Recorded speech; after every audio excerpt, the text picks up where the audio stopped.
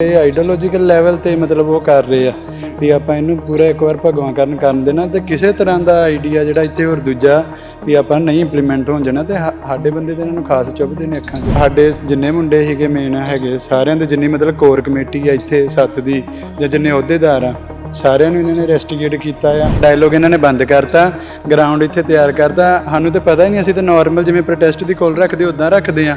ਅਗਲੇ ਦਿਨ ਇੱਥੇ 60-70 ਪੁਲਿਸ ਵਾਲੇ ਆਏ ਹੋਏ ਸੀਗੇ। ਡੈਮੋਕ੍ਰੈਟਿਕ ਸਪੇਸ ਹਰ ਇੱਕ ਇੱਥੇ ਦੇ ਬਸ਼ਿੰਦੇ ਲਈ ਖਤਮ ਕੀਤੀ ਜਾ ਰਹੀ ਆ। ਸਿਰਫ ਚਾਂਸਲਰ ਆ ਉਹਨੂੰ ਮਤਲਬ ਮਹਾਰਾਜ ਬਣਾ ਕੇ ਤੁਸੀਂ ਬੈਠ ਜਾਓ ਵੀ ਉਹਨਾਂ ਦੀ ਪੂਜਾ ਇੱਥੇ ਹੋਊਗੀ, ਉਹਨਾਂ ਨੂੰ ਉੱਤੇ ਜਿਹੜਾ ਹੁਕਮ ਕਰੂਗਾ ਉਹ ਹੋਊ ਇੱਥੇ ਲੱਗੂ।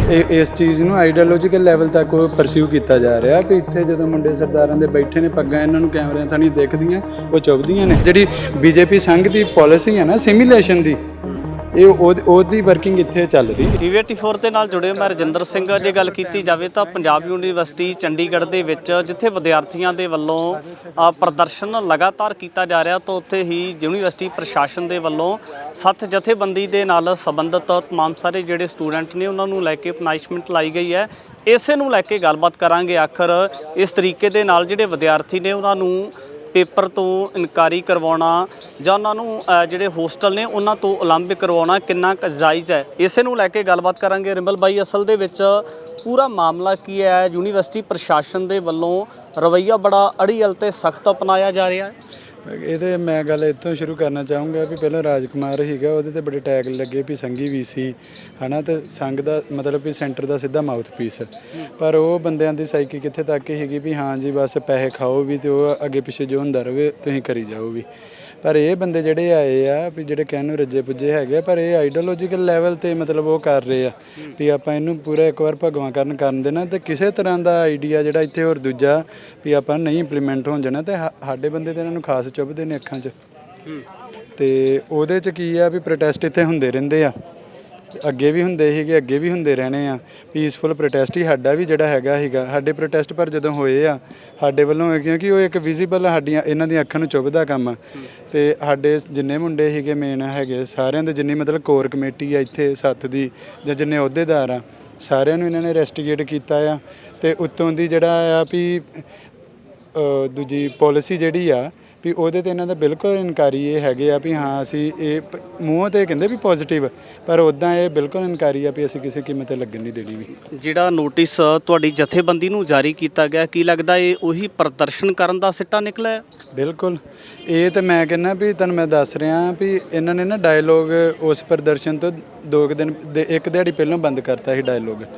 ਇਹ ਬਸ ਗਰਾਊਂਡ ਤਿਆਰ ਕਰ ਰਹੇ ਸੀਗੇ। ਇਹਦੀ ਅਸੀਂ ਬੜਾ ਹੱਸਦੇ ਹੁੰਦੇ, ਰੈਫਰੈਂਸ ਦਿੰਦੇ ਹੁੰਦੇ ਵੀ ਜਿੱਦਾਂ ਉੱਦਣ ਨਹੀਂ ਵੀ ਦਿੱਲੀ ਨੂੰ ਚੜ੍ਹਾਈ ਕੀਤੀ ਸੀ ਜਦੋਂ ਪੰਜਾਬ ਵਾਲਿਆਂ ਨੇ, ਤੇ ਇਹਨਾਂ ਨੇ ਕਿਹਾ ਸੀਗਾ ਲਾਲ ਕਿਲੇ ਦੀ ਕਾਲ ਦਿੱਤੀ ਸੀਗੀ ਤੇ ਉੱਦਣ ਕਹਿਣ ਨੂੰ ਤੇ ਜੀ ਉੱਥੇ ਲਾਲ ਕਿਲੇ ਜਾ ਨਹੀਂ ਸਕਦੇ ਵੀ, ਪਰ ਦਰਵਾਜ਼ੇ ਖੁੱਲ੍ਹੇ ਉਹ ਕਰਤੇ ਸੀਗੇ, ਛੱਡਤੇ ਸੀ ਰੋਡ, ਉਹ ਖਾਲੀ ਛੱਡਤੇ ਸੀਗੇ ਵੀ ਉੱਥੋਂ ਲੰਘਣਗੇ ਵੀ ਬੰਦੇ ਤੇ ਬਾਅਦ 'ਚ ਉਹਨਾਂ 'ਤੇ ਕੇਸ ਬਣਾ ਦਾਂਗੇ। ਉੱਦਣ ਸਾਨੂੰ ਇਹ ਕਹਿ ਕੂ ਕੇ ਵੀ ਹਾਂ ਡਾਇਲੋਗ ਇਹਨਾਂ ਨੇ ਬੰਦ ਕਰਤਾ, ਗਰਾਊਂਡ ਇੱਥੇ ਤਿਆਰ ਕਰਤਾ। ਸਾਨੂੰ ਤਾਂ ਪਤਾ ਹੀ ਨਹੀਂ, ਅਸੀਂ ਤਾਂ ਨਾਰਮਲ ਜਿਵੇਂ ਪ੍ਰੋਟੈਸਟ ਦੀ ਕੋਲ ਰੱਖਦੇ ਉੱਦਾਂ ਰੱਖਦੇ ਆ। ਅਗਲੇ ਦਿਨ ਇੱਥੇ 60-70 ਪੁਲਿਸ ਵਾਲੇ ਆਏ ਹੋਏ ਸੀਗੇ ਤੇ ਉਹ ਸਾਨੂੰ ਤਾਂ ਗੇਟ ਤੱਕ ਵੀ ਨਹੀਂ ਇਹਨਾਂ ਨੇ ਪਹੁੰਚਣ ਦਿੱਤਾ। ਉੱਦਣ ਤੁਸੀਂ ਵੀਡੀਓ ਵੇਖੋ ਵੀ ਗੇਟ ਤੋਂ ਤਾਂ 50 ਮੀਟਰ ਤੇ ਦੂਰ ਤੇ ਸੀਗੇ। ਪਹਿਲੋਂ ਧੱਕਾ ਮੁੱਕੀ ਕਰਕੇ ਤੇ ਕੇਸ ਸਾਡੇ ਤੇ ਬਣਾ ਕੇ ਸਾਨੂੰ ਇਨਵੈਸਟੀਗੇਟ ਕਰਤਾ ਹੈ। ਜਿਹੜਾ ਤੁਸੀਂ ਪ੍ਰਦਰਸ਼ਨ ਕੀਤਾ ਹੈ, ਫਿਰ ਲੱਗਦਾ ਕਿ ਹੋਰ ਜਥੇਬੰਦੀਆਂ ਦੇ ਵਾਸਤੇ ਜਿਹੜੀ ਐਗਜ਼ਾਮਪਲ ਤੁਹਾਡੀ ਜਥੇਬੰਦੀ ਨੂੰ ਲੈ ਕੇ ਸੈੱਟ ਕੀਤੀ ਗਈ ਹੈ, ਫਿਰ ਜਿਹੜੀਆਂ ਦੂਜੀਆਂ ਜਥੇਬੰਦੀਆਂ ਵਾਸਤੇ ਵੀ ਇਹ ਚੁਣੌਤੀ ਜਾਪਦੀ ਹੈ? ਬਿਲਕੁਲ ਇਹ ਹੈਗੀ ਆ। ਅੱਜ ਜੇ ਸਾਡੇ ਪੋਸਟਰ ਦੀ ਕਾਲ ਤੇ ਮਤਲਬ ਸਾਰੀਆਂ ਜਥੇਬੰਦੀਆਂ ਇੱਥੇ ਆ ਰਹੀਆਂ ਨੇ ਤੇ ਇਸ ਗੱਲ ਦਾ ਉਹਨਾਂ ਨੂੰ ਅਹਿਸਾਸ ਆ ਵੀ ਜੇ ਅੱਜ ਇਹ ਧੱਕਾ ਹੋ ਗਿਆ ਤੇ ਕੱਲ੍ਹ ਨੂੰ ਇਹ ਉਹਨਾਂ ਦੇ ਨਾਲ ਵੀ ਹੋਣਾ, ਸਾਰਿਆਂ ਨਾਲ। ਔਰ ਇਹ ਕਲੀਅਰ ਕੱਟ ਮੈਸੇਜ ਦਿੱਤਾ ਗਿਆ, ਸਿਰਫ ਸਟੂਡੈਂਟਸ ਨੂੰ ਨਹੀਂ ਦਿੱਤਾ ਗਿਆ ਵੀ ਹਾਂ ਸਟੂਡੈਂਟਸ ਦੀ ਉਹਨਾਂ ਦੀ ਸਸਪੈਂਸ਼ਨ ਕਰਕੇ। ਦੂਜਾ ਉਹ ਸਰਕੂਲਰ ਉੱਥੇ ਲੱਗਾ ਹੋਇਆ ਜਿਹੜਾ ਡਿਫਾਈਨ ਕਰ ਰਿਹਾ ਵੀ ਪ੍ਰੋਟੈਸਟ ਵੀ ਕਿੱਦਾਂ ਦੇ ਇੱਥੇ ਹੋ ਸਕਦੇ ਆ, ਕਿਵੇਂ ਕਿੱਥੋਂ ਪਰਮਿਸ਼ਨ ਲੈ ਕੇ ਕਿਵੇਂ ਕਰ ਸਕਦੇ ਆ ਵੀ। ਇਹ ਤਾਂ ਮਤਲਬ ਡੈਮੋਕ੍ਰੈਟਿਕ ਸਪੇਸ ਹਰ ਇੱਕ ਇੱਥੇ ਦੇ ਬਸ਼ਿੰਦੇ ਲਈ ਖਤਮ ਕੀਤੀ ਜਾ ਰਹੀ ਆ। ਸਿਰਫ ਚਾਂਸਲਰ ਆ ਉਹਨੂੰ ਮਤਲਬ ਮਹਾਰਾਜ ਬਣਾ ਕੇ ਤੁਸੀਂ ਬੈਠ ਜਾਓ ਵੀ ਉਹਨਾਂ ਦੀ ਪੂਜਾ ਇੱਥੇ ਹੋਊਗੀ, ਉਹਨਾਂ ਨੂੰ ਉੱਤੇ ਜਿਹੜਾ ਹੁਕਮ ਕਰੂਗਾ ਉਹ ਹੂਬਹੂ ਇੱਥੇ ਲਾਗੂ ਹੋਊ।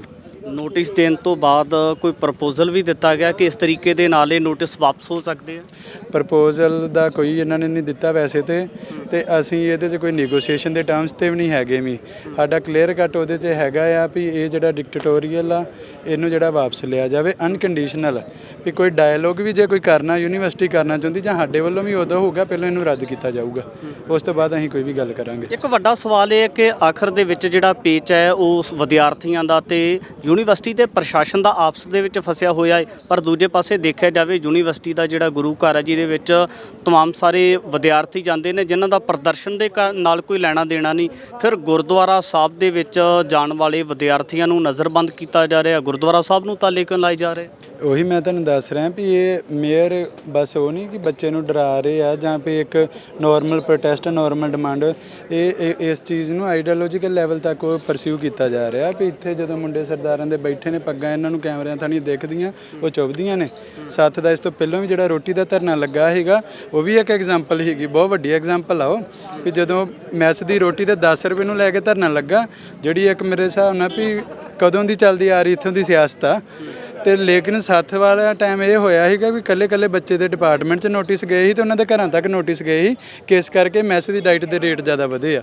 ਵੀ ਇੱਕ ਨੋਮੀਨਲ ਜੀ ਗੱਲ ਕਰਕੇ ਉਹਨਾਂ ਨੇ ਜਥੇਬੰਦੀ ਨੂੰ ਟਾਰਗੇਟ ਕੀਤਾ ਸੀ। ਇਹਦੇ ਤੋਂ ਸਾਨੂੰ ਇਹ ਪਤਾ ਸਾਨੂੰ ਸੰਕੇਤ ਮਿਲਦੇ ਆ ਵੀ ਇਹ ਸਿਰਫ ਸਟੂਡੈਂਟ ਤੱਕ ਉਹ ਨਹੀਂ ਮਸਲਾ ਹੈਗਾ, ਵੀ ਇਹ ਆਈਡੀਓਲੋਜੀਕਲ ਲੈਵਲ ਤੇ ਵੀ ਤੁਹਾਨੂੰ ਉਹ ਕਰਨਾ ਚਾਹ ਰਹੇ। ਜਿਹੜੀ ਬੀਜੇਪੀ ਸੰਘ ਦੀ ਪਾਲਿਸੀ ਹੈ ਨਾ ਸਿਮੀਲੇਸ਼ਨ ਦੀ, ਇਹ ਉਹਦੀ ਵਰਕਿੰਗ ਇੱਥੇ ਚੱਲ ਰਹੀ ਹੈ। ਪ੍ਰਦਰਸ਼ਨ ਤੇ ਤੁਹਾਡੇ ਨਾਲ ਦੂਜੀਆਂ ਜਥੇਬੰਦੀਆਂ ਵੀ ਕਰ ਰਹੀਆਂ, ਕੀ ਲੱਗਦਾ ਹੈ ਉਹਨਾਂ ਦੇ ਉੱਪਰ ਵੀ ਇਸ ਤਰ੍ਹਾਂ ਦਾ ਕੋਈ ਐਕਸ਼ਨ ਲਿਆ ਜਾ ਸਕਦਾ ਆ? ਦੇਖੋ ਇਹ ਤੇ ਬੜਾ ਇੱਕ ਛੋਟੇ ਹੁੰਦਿਆਂ ਤੋਂ ਪੜ੍ਹਦੇ ਹੁੰਦੇ ਆ ਵੀ ਲੱਕੜੀ ਇੱਕ ਜਿਹੜੀ ਉਹ ਟੁੱਟ ਸਕਦੀ ਹੁੰਦੀ ਹੈ, ਜਦੋਂ ਸਾਰੀਆਂ ਇਕੱਠੀਆਂ ਹੋਣਗੀਆਂ ਉਦੋਂ ਨਹੀਂ ਉਹਨਾਂ ਨੂੰ ਕੁਝ ਵੀ ਕੀਤਾ ਜਾ ਸਕਦਾ। ਜੇ ਤੇ ਸਟੂਡੈਂਟ ਇੱਥੇ ਇਕੱਠੇ ਹੁੰਦੇ ਨੇ ਅੱਜ ਇਹਦੇ ਜਵਾਬ ਚੱਕਦੇ ਆ ਫਿਰ ਇਹਨਾਂ ਨੂੰ ਕੰਨ ਹੋ ਜਾਣਗੇ, ਤੇ ਜੇ ਇੱਥੇ ਬੱਚੇ ਇਕੱਠੇ ਨਹੀਂ ਹੁੰਦੇ ਇਹਦੇ ਖਿਲਾਫ ਆਵਾਜ਼ ਨਹੀਂ ਚੱਕਦੇ ਨੇ ਫਿਰ ਤੇ ਜੇ ਇੱਕ ਕਰਕੇ ਉਹ ਜਿੱਦਾਂ ਮਰਜ਼ੀ ਤੋੜ ਲੈਣਗੇ ਸਾਰਿਆਂ ਨੂੰ।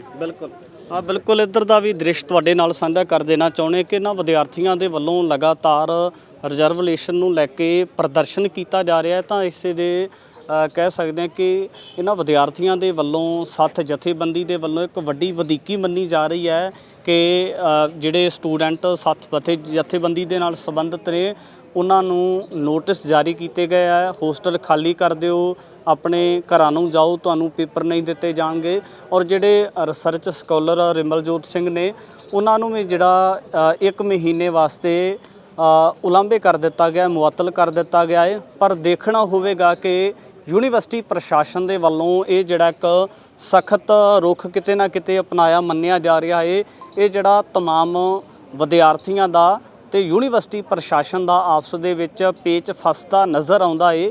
ਇਹਦਾ ਹੱਲ ਕਿਸ ਤਰੀਕੇ ਦੇ ਨਾਲ ਹੋ ਸਕਦਾ ਹੈ ਇਹ ਵੀ ਚੀਜ਼ ਕਾਬਲੇ ਗੌਰ ਰਹੇਗੀ। ਪਰ ਦੂਜੇ ਪਾਸੇ ਯੂਨੀਵਰਸਿਟੀ ਦੇ ਵਿੱਚ ਜਿਹੜਾ ਗੁਰਦੁਆਰਾ ਸਾਹਿਬ ਹੈ ਉਹਦੇ ਵਿੱਚ ਵੀ ਮੁੱਖ ਦਰਵਾਜ਼ਿਆਂ ਦੇ ਉੱਪਰ ਵੀ ਪੁਲਿਸ ਪ੍ਰਸ਼ਾਸਨ ਦੀਆਂ ਟੁਕੜੀਆਂ ਨਜ਼ਰ ਆਉਂਦੀਆਂ, ਆਪਣੇ ਆਪ ਦੇ ਵਿੱਚ ਬਹੁਤ ਵੱਡੇ ਸਵਾਲ ਖੜੇ ਕਰਦੀਆਂ ਨੇ। ਅੱਗੇ ਦੀ ਰੂਪ ਰੇਖਾ ਕਿਸ ਤਰੀਕੇ ਦੀ ਪ੍ਰਸ਼ਾਸਨ ਦੀ ਤੇ ਵਿਦਿਆਰਥੀਆਂ ਦੀ ਹੋ ਸਕਦੀ ਹੈ ਉਹ ਵੀ ਤੁਹਾਡੇ ਦਰਮਿਆਨ ਲੈ ਕੇ ਹਾਜ਼ਰ ਹੋਵਾਂਗਾ। ਧੰਨਵਾਦ।